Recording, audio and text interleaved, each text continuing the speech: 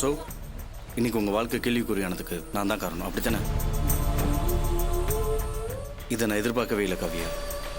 எனக்கே தெரியாமல் நான் உங்கள் வாழ்க்கையில் எவ்வளோ பெரிய பிரச்சனையாக இருக்கேன்ல, நினைக்கவே ரொம்ப வேதனையாக இருக்கு. I'm sorry, I'm really very sorry. நீங்க என்ன தப்பு பண்ணீங்க திலீபன்? நீங்க எதுக்கு சாரி கேக்குறீங்க? இல்லை காவியா, விவரமே தெரியாமல் ஃப்ரெண்ட்ஷிப்புங்கிற பேரில் ஆரம்பத்தில் உங்கள் மனசில் காதலை ஏற்படுத்தினது என்னோட முதல் தப்பு. அதுக்கப்புறம் அந்த காதலோடு நீங்கள் எங்கள் வீட்டுக்கு நிச்சயம் பண்ண வந்தப்போ உங்களை உதாசீனப்படுத்தினது ரெண்டாவது தப்பு. அதுக்கப்புறம் உங்களோட அருமை தெரிஞ்சு உங்களை காதலிக்க ஆரம்பித்து உங்கள் வீட்டுக்கு சம்மந்தம் பேச வந்தது மூணாவது தப்பு. எல்லாத்துக்கும் மேலே உங்களுக்கு கல்யாணம் ஆனதுக்கு அப்புறமும் உங்களோட ஃப்ரெண்ட்ஷிப்பை மெயின்டைன் பண்ணது எல்லாத்தையும் விட பெரிய தப்பு. இது எல்லாம் தானே இன்னைக்கு உங்கள் வாழ்க்கையை கேள்விக்குறி ஆக்கிடுச்சு. என்னோட இந்த நிலைமைக்கு நீங்க காரணம் இல்ல திலீபன், எல்லாம் அந்த அயோக்கியன் ராம் தான் காரணம். அவன் மறுபடியும் என்னோட வாழ்க்கையில வந்து என்ன டார்ச்சர் பண்ணுவான்னு நான் கொஞ்சம் கூட எதிர்பார்க்கல. அன்னைக்கே அந்த ராஸ்கல் ஹாஸ்பிட்டல் ஒரு வழி பண்ணியிருக்கணும். நீங்க தான் வேணான்னு சொல்லிட்டீங்க. இப்போ கூட ஒன்றும் மோசம் போல. அவனை உண்டு லைன் பண்ணிடுறேன். ஐயோ, நீங்க அவசரப்படாதீங்க திலீபன். நீங்க இப்ப ஆத்திரப்பட்டு அந்த ராம போய் அடிச்சாலோ இல்ல மிரட்டினாலோ சரி சொன்னதெல்லாம் உண்மையாயிடும். அப்புறம் அதுவே ஆதாரம் ஆயிடும். அப்புறம் நான் அவர்கிட்ட எவ்வளவுதான் எடுத்து சொன்னாலும் அவர் மனசுல இருக்கிற சந்தேகம் போகாது. அதுக்காக இந்த பிரச்சனை அப்படியே விட்டுற சொல்றீங்களா? நான் அப்படியே விட்டுற சொல்லல, இப்போதைக்கு எதுவும் செய்ய வேண்டாம்னு தான் சொல்லிட்டு இருக்கேன். நான் இப்போ கிரிட்டிக்கலான சிச்சுவேஷன்ல இருக்கேன். நான் எதை செஞ்சாலும் ரொம்ப நிதானமா செய்ய வேண்டிய கட்டாயத்துல இருக்கேன். எனக்கும் என்ன பண்றதுன்னு புரியவே இல்லை. சரி, நான் ஒன்று பண்ணட்டுமா? சரி, இப்போ இந்தியா வர்றான்னு சொல்லுங்க, நான் அவரை பார்த்து பேசிடுறேன். அப்படி இல்லைன்னா ஜெர்மன்ல அவர் எங்க இருக்கான்னு சொல்லுங்க, நான் அங்க வேணாலும் போய் பேசிட்டு வரேன். அதை இதை விட விபரீதமா போயிடும் திலீபன். அப்புறம் எதுவுமே செய்யலைன்னா எப்படி காவியா? இதை எப்படியாவது சரி பண்ணணுங்கிற கவலையில தான் நான் இருக்கேன். ஆனா ஒரே ஒரு விஷயத்துல மட்டும் நம்பிக்கை இருக்கு. சரி, இந்தியாவுக்கு வந்த உடனே அவரை மீட் பண்ணி மனம் விட்டு பேசினா அவர் மனசுல இருக்கிற சந்தேகம்லாம் போயிடும். ஏன்னா ஒருத்தர் மேல ஒருத்தர் அந்த அளவுக்கு அன்பு வச்சிருக்கோம். சரி, ஏற்கனவே வீட்டில் இந்த விஷயத்த மறைச்சிட்டீங்க. இப்போ நீங்கள் ஆஃபீஸ் போயிட்டு வந்தால் கூட ஏதாவது சொல்லி வீட்டில் சமாளிச்சுக்கலாம். இப்போ நீங்கள் ஆஃபீஸ்க்குள்ளேயே வரக்கூடாதுன்னு வேற சொல்லிட்டாங்க. எப்படிங்க சமாளிக்க போறீங்க? அதை நினைச்சாதான் ரொம்ப பயமா இருக்குது திலீபன். ஒவ்வொரு நிமிஷமும் எங்க அம்மாவை பார்க்கும்போது அவங்க கிட்ட உண்மையை மறைக்கிறோமே, அவங்களுக்கு நம்பிக்கை துரோகம் பண்றோமேன்னு நினைக்கும் போதெல்லாம் எங்கடா அம்மா கிட்ட எல்லாம் வளரிடுவேணும்னு ரொம்ப டென்ஷனா இருக்கு.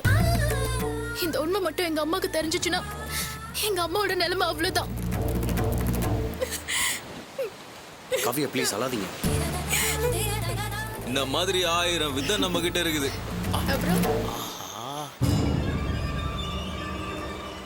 ரேணு, குச்சீஸ் வேணும்னு கேட்டல, அதோ பாரு அங்க வித்துன்னு இருக்காங்க பாரு. ஓடு ஓடு ஓடு ஓடு ஓடு.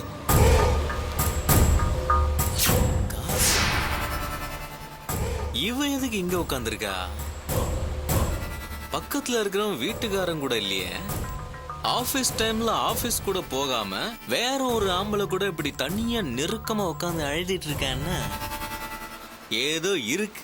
காவியா ப்ளீஸ் அழாதீங்க காவியா. இந்த பாருங்க, சொன்னா கேளுங்க.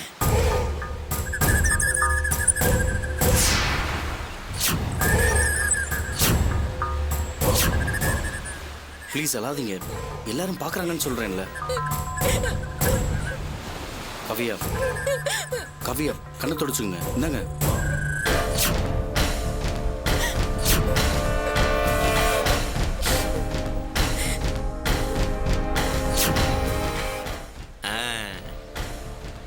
சிவகாமி பொண்ணு அழுதுகிட்டு இருக்கா, இத வச்சு சிவகாமி அழ வைக்கிறேன். ரேணுமா, இத வந்துட்டேன். சரி காவியா, இப்ப என்னதான் முடிவு இதுக்கு? எனக்கு நம்பிக்கை இருக்கு திலீபன். சரி, ஊர்ல இருந்து வந்ததும் நான் அவர்கிட்ட பேசிப்பேன். அது வரைக்கும் இந்த விஷயம் என் வீட்டுல தெரியாம பாத்துக்கணும். அதை நான் சமாளிச்சுப்பேன். ஆனா ப்ளீஸ், நீங்க டென்ஷனா இந்த விஷயத்துல எதுவும் பண்ணிடாதீங்க. அப்புறம் அது என் வாழ்க்கையை பாதிச்சிடும். இல்லை காவியா, உங்கள் இஷ்டத்துக்கு விரோதமா நான் ஒன்றும் பண்ண மாட்டேன். ஆனால் ஒன்று மட்டும் ஞாபகம் வச்சுக்கோங்க, நீங்களும் சரி சேர்ந்து வாழ எந்த உதவியானாலும் எந்த சூழ்நிலையிலும் நான் செய்ய தயாராக இருக்கேன். சரி காவியா, நம்ம வந்து ரொம்ப நேரம் ஆச்சு, கிளம்பலாம். நீங்கள் எங்கே இறங்கணும்னு சொல்லுங்கள், நான் போகிற வழியில் அப்படியே ட்ராப் பண்ணிடுறேன். போகிற இடம் எங்கன்னே தெரியல, நான் உங்களை எங்கே ட்ராப் பண்ண சொல்கிறது? நான் கொஞ்ச நேரம் தனியாக இருக்கணும். நீங்க கிளம்புங்க. இந்த நிலைமையில நான் எப்படி உங்களை தனியா விட்டு போக முடியும்? தப்பான முடிவுக்கு போறதுக்கு நான் ஒன்னும் கோழ இல்ல. தனிமையில இருந்தா மனசு கொஞ்சம் ரிலாக்ஸா இருக்கும். அதனாலதான் நீங்க கிளம்புங்க திலீபன். சரி கவியா, நான் கிளம்புறேன். என்னங்க, வரேன். வாங்க.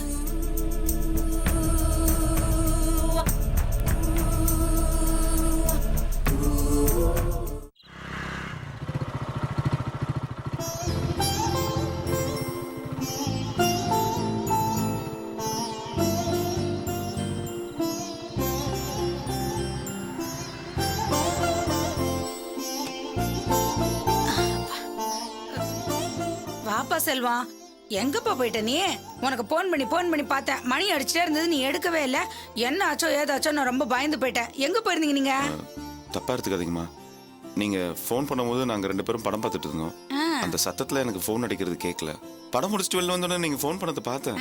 ஆனா இந்நேரத்துக்கு எதுக்கு ஃபோன் பண்ணணும், எப்படியும் வீட்டுக்கு தானே போறோம்னு நேரா கிளம்பி வந்துட்டேன். சினிமாக்கு போயிருந்தீங்களா? 2 பேரும் கோயிலுக்கு போயிட்டு அப்படியே படத்துக்கு போயிட்டு வந்தோம். படத்துக்கு போனீங்களா? அது தெரியாம அம்மா பதறி போயிட்டாங்க. ஏய் வாசு, நீ எப்படா வந்த? நான் சாயங்காலம் வந்தேனே. உடம்பு இப்ப பரவாயில்ல? பரவாயில்ல. ரொம்ப சந்தோஷம். அம்மா, இன்னொரு நல்ல விஷயம் நடந்துச்சுமா. என்னப்பா நல்ல விஷயம்? நம்ம வாசு வேலைக்காக அரசியல்வாதி கிட்ட 2 லட்சம் ரூபாய் பணத்தை கொடுத்துருந்தோம்ல. ஆமா. அவர் அந்த பணத்தை கூடிய சீக்கிரம் கொடுத்துறேன்னு கூப்பிட்டு சொன்னாருமா. அப்படியா? ஆமா, நம்ம சிவா வேற புதுசா ஒரு ஷெட் லீஸ்க்கு வருது, அதை எடுத்துக்கிறியான்னு கேட்டான். பணம் இல்லையேன்னு யோசிச்சுட்டு இருந்தேன். அந்த நேரம் பார்த்து அரசியல்வாதி அந்த பணத்தை திருப்பி கொடுத்துறேன்னு சொன்னாரு. கடவுளா பார்த்து அந்த பணத்தை திருப்பி கொடுக்க வச்சிருக்காருன்னு சொல்லி போய் ஷெட் விஷயமா பேசிட்டு அர்ச்சனா ஃபோன் பண்ணி கோயிலுக்கு வர சொல்லிட்டு சாமி கும்பிட்டு அப்படியே படத்துக்கு போயிட்டு வந்தோம்.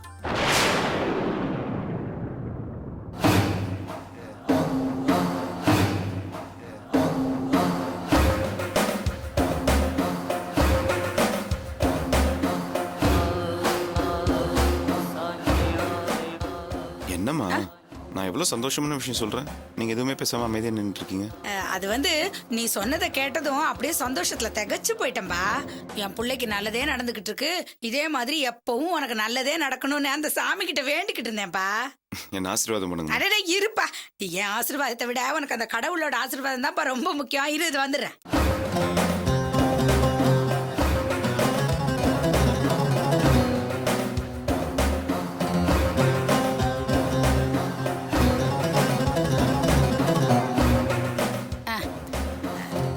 இந்தம்மா திருப்பதி பிரசாதம்.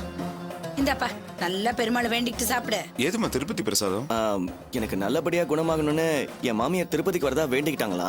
அவங்க திருப்பதிக்கு போயிட்டு பிரசாதம் எடுத்துட்டு வந்தாங்க. அதை கொடுத்துட்டு போலாம் தான் நானும் ரேவதியும் வந்தோம். ரேவதி உள்ள தூங்கிட்டு இருக்கா. அப்படியா? சரி சரி. சாப்பிட்டீங்களாப்பா? நாங்க ஹோட்டல்லே சாப்பிட்டு வந்தேன். சரி, நீ ரொம்ப களைப்பா இருப்ப, போய் தூங்கு.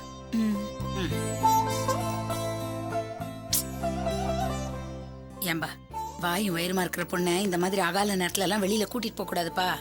ஏதாவது ஒண்ணு கிடக்க ஒண்ணு ஆயிடுச்சுன்னா என்ன பண்றது? நாம தான்ப்பா ஜாக்கிரதையா இருக்கணும்.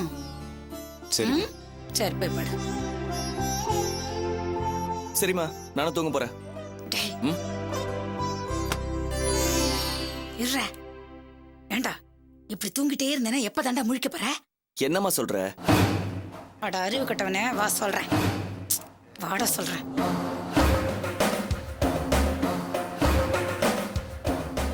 ஏண்டா ஏண்டா, அவன் எவ்வளவு பெரிய விஷயத்த சொல்லியிருக்கான். அதுக்கப்புறமும் உனக்கு தூக்கம் எப்படா வரேங்குது? அந்த அரசியல்வாதி திருப்பி கொடுக்கறேன்னு சொல்ற 2 லட்சம் ரூபாய் பணம் யாருக்குடா சொந்தம்? உனக்கு தானடா சொந்தம். உன் வேலைக்காக கட்டின பணம் உனக்கு தானடா சேரணும். டேய், அந்த அரசியல்வாதி கிட்ட அந்த பணத்தை திருப்பி கொடுன்னு கெஞ்சி கேட்டவன் நான். இப்போ அந்த பணத்தை வாங்கி இன்னொரு ஷெட் லீஸுக்கு எடுத்து இவன் சம்பாதிச்சு சந்தோஷமா இருப்பா. அதை பார்த்துட்டு நம்ம சும்மா இருக்கணுமா? அம்மா சத்தம் போடாதடா. இல்லம்மா, எப்படி பார்த்தாலும் அந்த அரசியல்வாதி கொடுக்க வேண்டிய பணம் அவனுக்கு சேர வேண்டியது தானே. லூசு மாதிரி பேசாதடா. ரேவதி நடிச்சு கொண்டு வந்த பணம் 1 லட்சம் ரூபாய் தூக்கி அவன் கையில கொடுத்துருக்கேன்.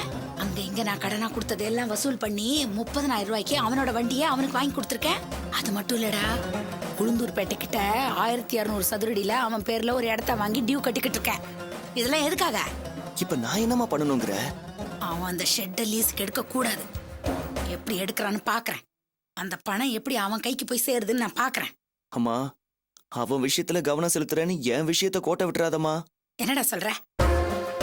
நாளைக்கு என் மாமனார் வீட்டுக்கு வந்து அவர்கிட்ட எப்படியாவது பேச வேண்டிய விதத்துல கொஞ்சம் பேசி எனக்கு ஒரு பிசினஸ் வச்சு கொடுக்க ஏற்பாடு பண்ணுமா. நானும் எத்தனை நாளைக்கு தாமா 5000க்கும் 6000க்கும் கை கட்டி வேலை செய்யறது? நான் அந்த வீட்டுக்கு மாப்பிள்ளையானதே அந்த சொத்தை நான் அடையணுங்கிறதுக்காக தானம்மா. நானும் அதுக்காக தானடா இவ்வளவு தூரம் கஷ்டப்பட்டுக்கிட்டு இருக்கேன். இத பாருடா, நீ ஒன்னும் கவலைப்படாத. நாளைக்கு உன் மாமனார் கிட்ட வந்து நான் பேசுற விதத்துல பேசிடுறேன். போ, நிம்மதியா தூங்கு. அம்மா, நாளைக்கே நான் ஒரு பெரிய தொழிலதிபர் ஆயிடுவேன்ற நினைப்போட தாமா படுக்க போறேன். என்னம்மா, சரிடா, ஆசையில மண்ணள்ளி போட்டுறாதம்மா. வாடா.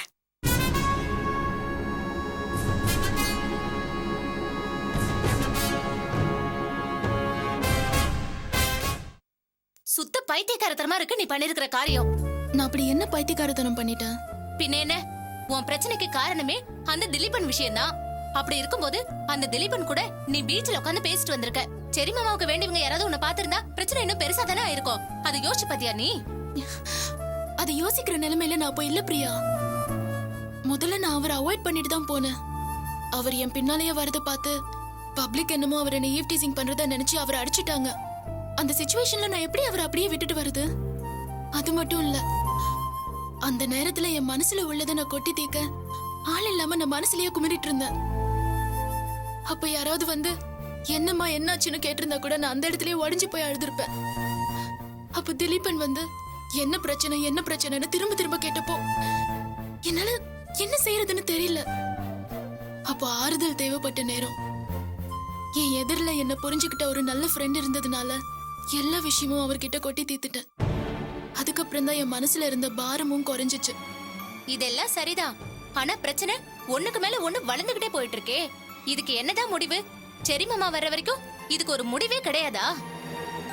சரி, நீ நாளைக்கு ஆபீஸ் போகாம வீட்லயே இருந்தீனா அப்பா அம்மா அண்ணன் எல்லாருமே கேள்வி கேட்பாங்களே, என்ன பதில் சொல்ல போற? எனக்கும் அதான் புரியல பிரியா. பகல் ஃபுல்லா கோவில் பீச் பார்க்குன்னு போய் டைம் ஸ்பெண்ட் பண்ணிட்டு வர வேண்டியதுதான். நடந்த இந்த விஷயத்த அம்மா கிட்ட சொல்றதுக்கு எனக்கு தைரியம் இல்ல. சரி காவியா, சரி மாமா வர்ற வரைக்கும் இப்படி வீட்ல இருக்கிறவங்க எல்லாரையுமே ஏமாத்திட்டு இருக்கிறது சரியா வருமா? அது தவிர என்னால வேற என்னதான் பண்ண முடியும் பிரியா? காவியா, உன்கிட்ட நான் ஒரு கேள்வி கேக்குறேன்.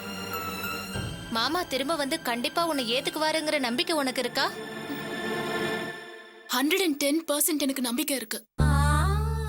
அவரோட லவ் எவ்வளவு ஆழம்னு எனக்கு தெரியும் பிரியா.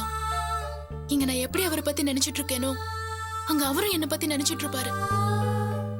இவ்வளவு நம்பிக்கை இருக்குல்ல, அப்ப மாமாவுக்கு ஒரு ஃபோன் பண்ணி நீ பேசு. மாமாவோ ஐயோ காவியா நான் ஏதோ கோவத்துல பேசிட்டமா தப்பா நினைச்சுக்காதுன்னு காம்ப்ரமைஸ் பண்ணுவாரு. உன் பிரச்சனையும் முடிஞ்சு போயிடும்ல. ஏன் உனக்கு அவருக்கு ஒரு ஃபோன் பண்ணணும்னு தோணலையா? தோணாம ஒண்ணும் இல்ல. ஒவ்வொரு நிமிஷமும் அவருக்கு ஃபோன் பண்ணலான்னு ஃபோன் எடுப்பேன், டயல் பண்ணுவேன். ஆனா அவர்கிட்ட பேசுற தைரியம் இல்லாம கட் பண்ணிடுவேன். ஒருவேளை அவர் ஃபோன் எடுத்து ஏன் ஃபோன் பண்ற, என்ன டார்ச்சர் பண்றேன்னு சொல்லிட்டாருன்னா என்னால அதை தாங்கிக்கவே முடியாது பிரியா. ஆனா அவர் என்ன பத்தி தான் நினைச்சிட்டு இருப்பாரு. அந்த ஒரு விஷயத்துல எனக்கு ரொம்ப நம்பிக்கை இருக்கு. அவர் திரும்பி வந்ததும் பிரச்சனை எல்லாம் சால்வ் ஆயிடும்னு நினைக்கும் போது மனசுல இருக்கிற கஷ்டம் எல்லாம் போயிடுது. ஆனா அவர் போன் எடுத்து ஏதாவது திட்டாருன்னா இருக்கிற நம்பிக்கை எல்லாம் போயிடும். அதனாலதான் போன் பண்ணாம இருக்கேன். அப்படிலாம் நினைக்காத காவியா. ஒண்ணு முழுசா நம்பு, இல்லன்னா நம்பாம இரு. சரி மாமா நினைக்கலாம்ல, இவ்வளவு நடந்திருக்கு, அவ எனக்கு ஒரு ஃபோன் பண்ணிருக்கலாமேன்னு. இப்ப நீ ஃபோன் பண்ணாம இருக்கிறதுனால உங்களுக்குள்ள காம்ப்ரமைஸ் ஆகிறதுக்கு வழியே இல்லாம போயிடலாம்ல. என்னடி சொல்ற? பின்ன தப்பு பண்ணது நீ தானே. நீ ஃபோன் பண்ணி அவர்கிட்ட சாரி கேளு. அவர் கோவமா பேசினாலும் அவரை சமாதானப்படுத்த ட்ரை பண்ணு. ஒருவேளை போன்லயே அவர் காம்ப்ரமைஸ் ஆயிடலாம்ல. பிரியா, நீ இப்படி பேசாம இருக்கிறது தப்போன்னு எனக்கு தோணுது. அப்போ ஃபோன் பண்ணலாம்னு சொல்றியா? என்ன ஃபோன் பண்ணலாமான்னு கேள்வி வேற கேக்குற? இந்தா முதல்ல பேசு பேசு.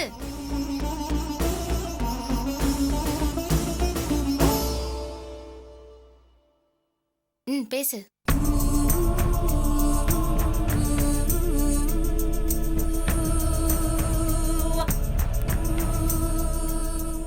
என்னாச்சு? ரிங் போய் கட் ஆகுது. அவர் கட் பண்றாருன்னு நினைக்கிறேன். கட் பண்றாருன்னு ஏன் நினைக்கிற? ஐஎஸ்டி கால் இல்ல, லாங் ரிங் போய் அதே கட் ஆயிருக்கும். நீ மறுபடியும் ட்ரை பண்ணு.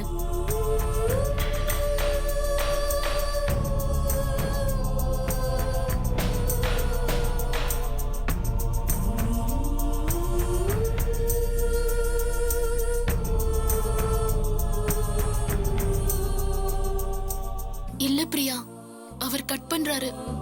காவியா, நெகட்டிவா ஏன் யோசிக்கிற? ஒருவேளை அவர் போன் எடுக்க முடியாத சூழ்நிலையில இருந்திருக்கலாம், இல்ல ஏதாவது மீட்டிங்ல இருக்கலாம் இல்லையா? அப்படியே இல்லனாலும் மாமாக்கு உன் மேல இருக்கிற கோவம் கொஞ்ச நேரத்துல குறைஞ்சிற விஷயம் கிடையாது. ஏற்கனவே பயங்கர கோவக்காரரு. இந்த விஷயத்துல கண்டிப்பா அவர் பிரஸ்டீஜ் பாப்பாரு. கவலைப்படாத காவியா.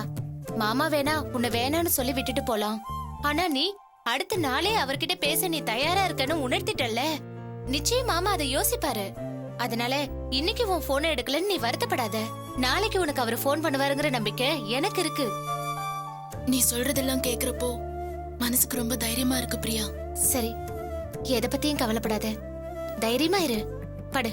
ம், சரி.